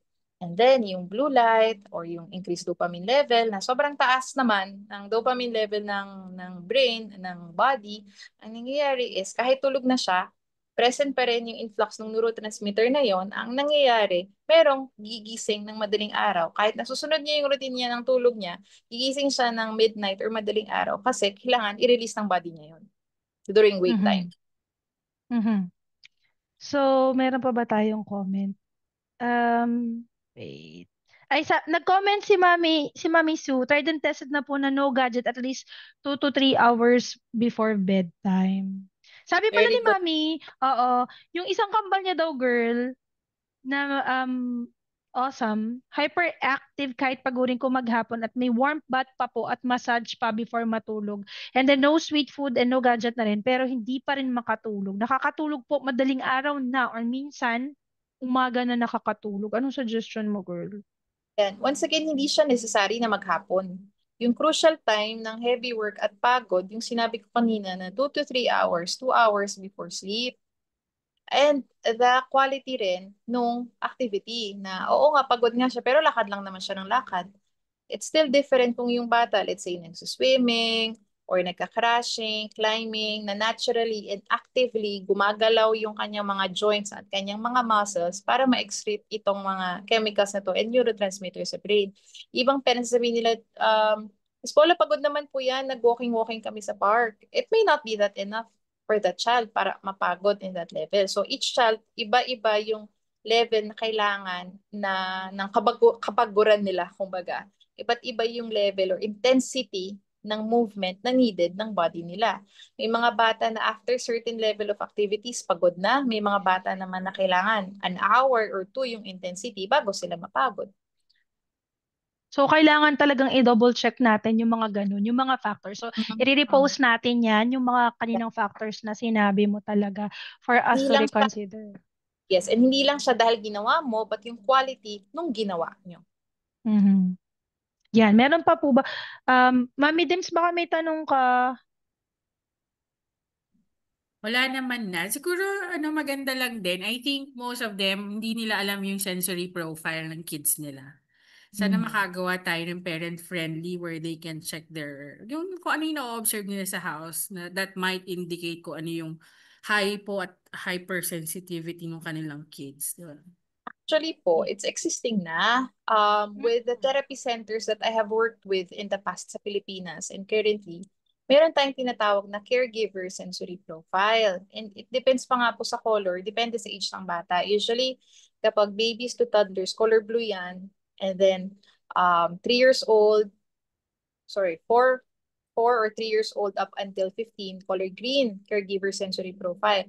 Doon may different types ng or quadrant na tinatawag na sense of touch, sense of movement, sense of body awareness, sense of visual processing, sense of hearing. Tapos checklist lang siya. Pagka-answer ng parent ng checklist na yon, Teacher Joy, I think yung previous presentation natin, pinakita kayong picture ng Nandun. sensory profile sa dulo. Mhm. Nandun sa after ma-check ng parents, yung therapist, kami, isuscore namin siya. Pag sa-score namin, ma-identify natin alin doon yung mga areas na sensitive yung bata, ano yung mga areas na seeking siya. So we will be able to come up with proper guidelines for parents for sleep and at the same time, guiding path mo din siya pag nakikreate ka ng goals during the treatment in the therapy sessions. So it's something na I understand hindi lahat ng therapy center may sensory profile. Kasi binibili siya. It's form of rights. Binibili mo siya sa Pearson's company. Sensory profile that we're using is by Dr. Winnie Dunn. So, alalaman mo ano yung quadrant, ano yung mga sensory systems na affected based sa opinion ng parents. Ngayon, may mga parents na very gentle naman. So, yung mga nagkaroon naman ng sensory profile or nagkaroon ng assessment, very gentle sila sa pagsuscore. Ang nangyayari, hindi nakakapag-rate ng or hindi nare-reflect yung reality ng problema ng mga bata. So, yung na-observe naman namin as therapist, so dapat magkaroon ng analysis or comparison with that, with what we are observing in the session, and then at the same time, ano din yung na-observe ng parents sa bahay. Tapos, yun yung magiging clinical goals natin, yun yung mga magiging functional goals pa rin natin. So, very important pa rin talaga din. I would say, skill of the therapist is one thing. Hindi dahil din and this is me being fair din naman sa lahat. A lot of therapists are doing continuing education. Yung iba naman, either years of experience or mas mga batang therapist pero aral naman sila ng aral with what is new in terms of science and research. So kahit mas bata sila, pwedeng mas competitive din sila, not all, pwedeng mas competitive sila sa mas experienced na therapist kasi alam nila yung mga bagong strategies na meron din internationally. Iba naman combination of both experience and then continuing education na mas nagiging equipped din sila as therapist to cater per different needs of this child. Iba naman, competent therapist, experienced therapist, pairing therapy center, walang assessment tools. So, nahihirapan pa rin na mag-come up with, yun nga, yung proper goals and then observation of the actual needs of children kasi may mga certain limitations. So, those are few of the many factors that we have to consider then as well when we're doing therapy. Yes. Thank you for sharing that. Yes, Ma'am. Wala na. Thank you. Ay, akala ko. Sorry, Thank akala you. ko may Ang dami sasabihin ka. namin natutunan tonight. Yes. And ipa-plug ko lang po yung page ko na nagkaroon ng problema tonight. Kaya hindi po siya as yung usual na pag-FB live ko. Pero here are some of the segments that I try to produce po, and hopefully you can follow me dahil yun, may YouTube. Doon ko i-upload ko din to. Thank you, Mami Dim, sa support mo sa YouTube channel ko, and you can search me at Facebook and IG na rin po. And for next Sunday naman, sana maayos ko yung problema na to para sa talk next week naman with RSL Pips Collab featuring Marian Briones. Ang ganda rin po ng topic niya, mga followers natin. Ang topic niya po ay how do we secure the future of our awesome kids, our neurodivergent learners. Parang something na alam natin, isa yun sa mga fear ng parents. What happens to our kids when we're gone. So parang ang ganda po nung i-discuss niya for us to consider and to think about the future and ways for us to secure the future of our kids po. So sana po samahan niyo po kami for next Sunday for this event. And ayan, Parang yeah, gusto ko rin manood nun kahit yes, hindi girl. as a parent with whatever neurodiversity profile Mhm. our children have, very important pa rin yun na topic for everyone. Yes. And eto nga po yung shinare ko lang din na in response dun sa nakakatuwa kasi parang Mami Dims ang update 'di ba, parang they got in touch yung person na nabully sa isang public space with Attorney De Alban. I know parang nagmo-move forward na, or at least meron ng mga support na natatanggap to help them. So let's continue to educate and empower. And recently lang sa Circle of Community ay meron na namang bagong viral thing about yun nga yung issues about therapy centers and clinics and other people and autism. Paano So mag-talk? Makagulo. sabi ni Debs, sorry, ni The Devin, sabi niya, pinutol mo yung kamay ng DepEd. Sabi ko, sorry naman kasi lang to, first time kong AI generate picture. Oh, yan. Nadoble pa yung general public, oh, di ba? Sabi Naisip ko, ko na nga lang, ang haba nga ng post mo, yung pa yung napansin niya. Sabi ko, ang haba ng post ni teacher, daming in-explain, yung pa yung napansin mo. na naputol daw yung kamay ng DepEd. Sabi ko, pasensya naman si AI ang gumawa niyan. Pero yun, sabi, nakatawa ako na dalawa yung general public. Naisip ko, eto kasi yung kailangan talaga natin ng tutukan. Government funds and support plus yung general public's acceptance and awareness sa pag Mr. Joy, hindi ah mo ko dyan. Basta lang ako ng isang commentary or post about it. So, balikan mo ko, ano yung context behind it? you Hindi ako updated sa social yeah, media. O, yeah, di ba? yeah, Bago lang ako oh, nag Instagram, tapos hindi ako correct.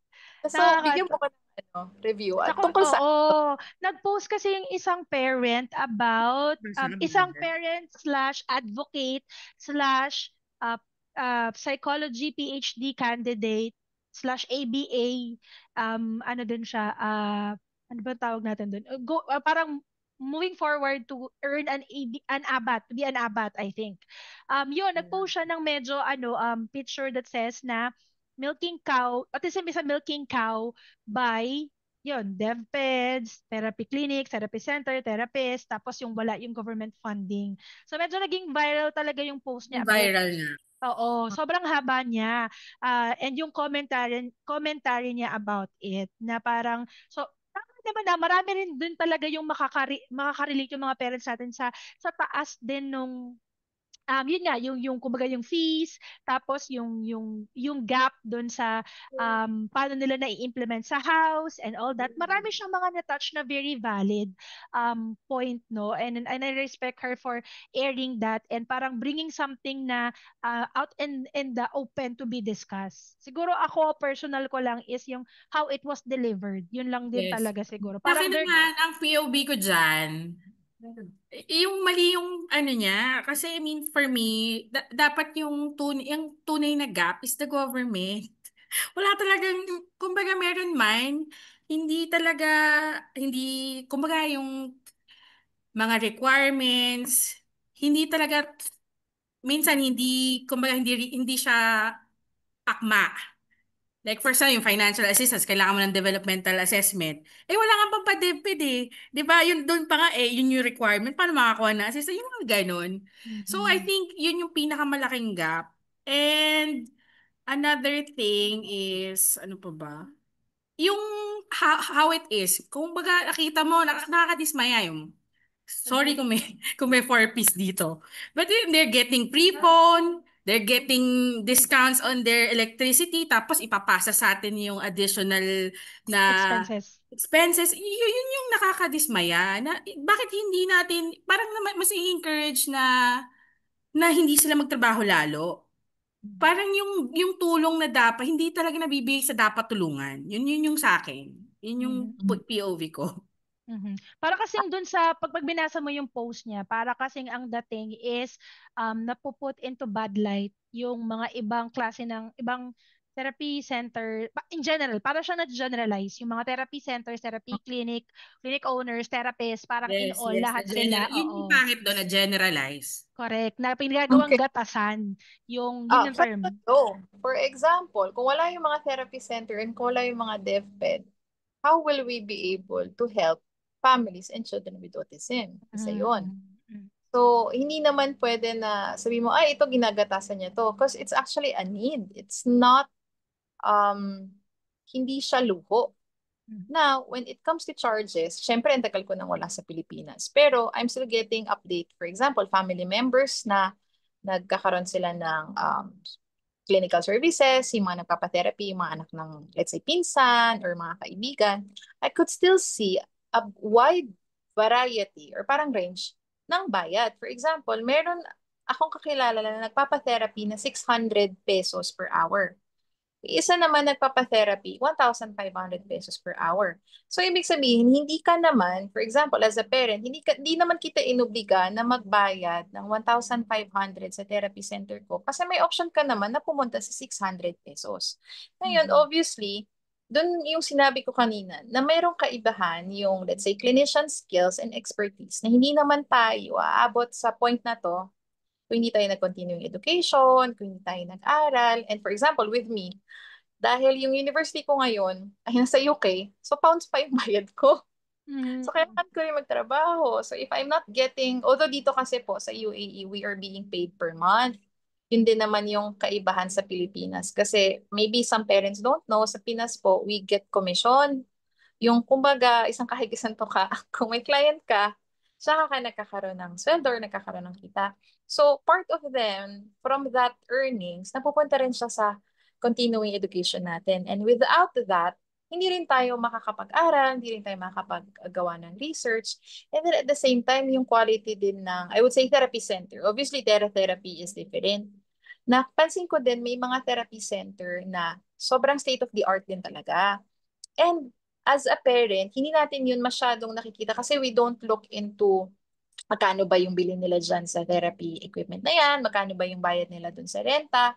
But having that perspective na nagsa-start, kunyari, bibili ka na ng mga materials, ay mahal pala to. Ay, pagpapakabit pala ng bakal dun sa therapy center, 50,000 na pala yung inabot nito. O yung rock wall, o yung swing, galing pa pala yan ng ibang bansa. Yung mga ganon na factor na as a whole, we need to see as well. Ngayon, dito nga yung sinabi ni Mommy Dimple, pumapasok yung role ng government and at the same time institutions din. Kasi government pa rin would control rules and regulation. Di ba, Joy, dito sa UAE, ang daming families na insurance 100% or Mhm. 80%, binabayaran nila ang therapy ng mga bata. Kahit 25 hours a week pa sila nagpapa-therapy, OT, speech, ABA, covered ng insurance nila. So, hindi siya nagiging burden ng parents regardless of the fee. And then, may mga family naman na wala silang personal insurance from their company, pero yung mga government affiliation nila, for example, parents nagwo-work sa government or local sila, yung government, nire-reimburse sila sa bayad nila sa mga therapy center.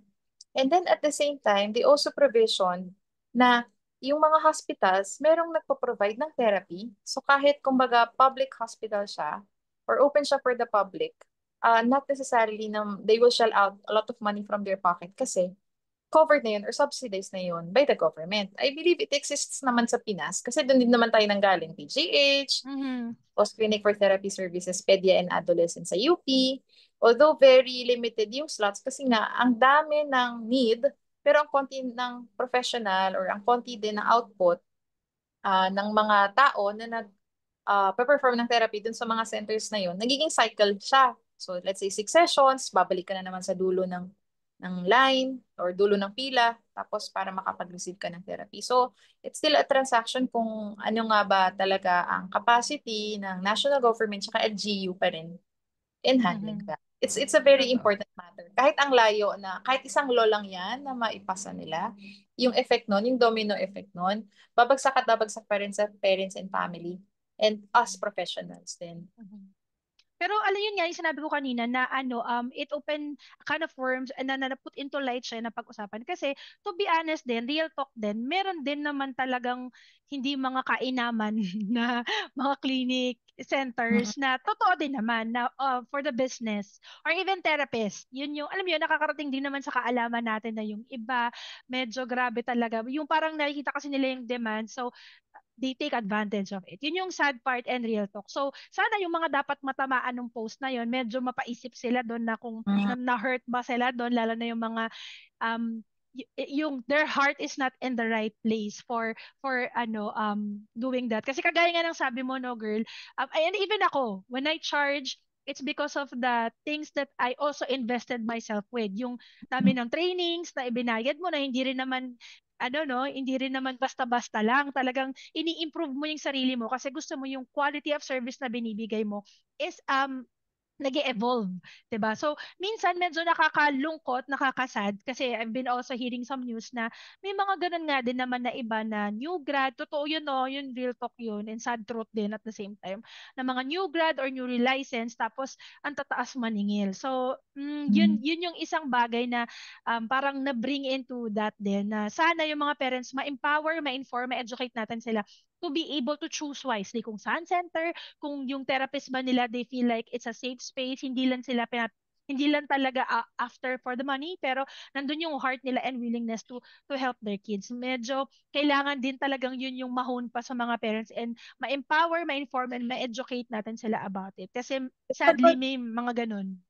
it's a good conversational piece, no? Parang ang Mm. okay siyang pag-usapan in between parents, in between Yes. therapy, Oh. especially Totoo.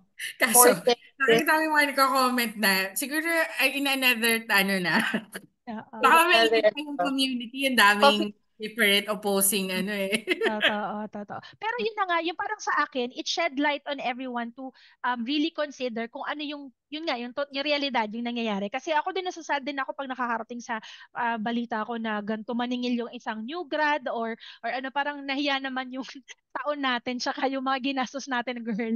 Kasi nga may isang nag-reach out sa akin tapos ang taas daw nung singil ng new grad niya. Parang sabi ko, uy, mas mataas pa sa akin. Nahiya naman ng medyo yung self ko dun sa new grad natin na ganito yung china-charge kasi yun nga, yung may mga ganun. So nakakasad yun, nakakasad I talaga think siya. siguro, ano, Teach, dahil kasi ikaw, ano ka sa community namin, so you really know what we go through. So, kaya, alam mo yun, yung pinanggagalingan mo, expose ka sa families na katulad namin.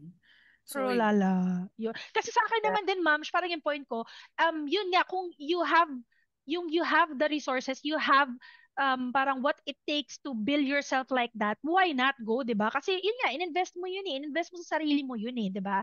Pero at the same time, yung heart and compassion mo to really help, hindi lang about it. So, ang ganda niya talaga ang ganda ng topic niya for discussion, for everyone, 'di ba? Kaya din yun yung post ko na yun, you'll find it on my page. Parang yung point ko din is dahil na-open siya for discussion, yung mabigyan natin, kumbaga magising, matapik natin yung bawat isa, yung mahalagang miyembro ng community natin na mapaisip, nasan ka ba doon, saan ka nagpo-fall doon, ano yung makukontribute mo, ano yung magagawa mo para magkaroon ng pagbabago. So, lahat tayo mag-move forward. And with that, I yeah, was lucky enough to be working with therapy centers before na, di ba dati hindi pa uso ang resibo kapag nagkapa-therapy? Tapos, I worked with a therapy center. Nung nauso na siya, tapos kainitan ng BIR, yung BIR check sa mga healthcare professionals, sa mga doctor. And then it was asked, so bakit po tayo required magbigay ng resibo and all of that? Tapos sabi naman ng isang owner, because not resibo din and then at the same time disability card when it was encouraged at the time. I was referring to what happened 10 years ago po. Ha, ang tagal ko na wala sa Pilipinas. So, the point of one of the owners, which is also one of my friends, sabi niya is, it's not only that we are providing them with discount. When we encourage that we will give mandatory receipts for those with disability card is para tumaas ang statistics ng mga children or adolescents or persons with disabilities in the Philippines so that the national government will be aware of their number. So, it's also bringing emphasis on families na actually kapag ang bata ay walang diagnosis, Teacher Joy, correct me if I'm wrong, and let's say the child is receiving therapy pero wala siyang diagnosis or nag-home session siya, hindi siya part ng national statistics count. So, hindi nagiging alert or yung number ng children with disability in the Philippines, hindi siya actually accurate. There could be more, especially with families na nag-receive sila ng therapy without, let's say, diagnosis. Or, yun nga, walang resibo or walang diagnosis, hindi sila napupunta doon sa statistical count ng government natin. So, it's very important din na sobrang liit na bagay, but it could actually bring forth or bring light to other topics na sinasabi natin. Parang pang coffee morning yan. Ayun. Thank you so much, Mami Dims, for saving us. So, Thank you. salamat po Thank sa you mga din. nag-share. Ayan po. Tapos, i-figure out ko po na by next Sunday, sana maging okay na yung pag-live natin with another topic with RSL Peeps Collab. So, sana makasama namin kayo. Have a good night. Thank you, girl. Meron pa Thank tayong you, third installment. Teacher Paula. Thank you so Yes. Abangan niyo much. po yan. Blessed Sunday, everyone. Good night po. Bye po.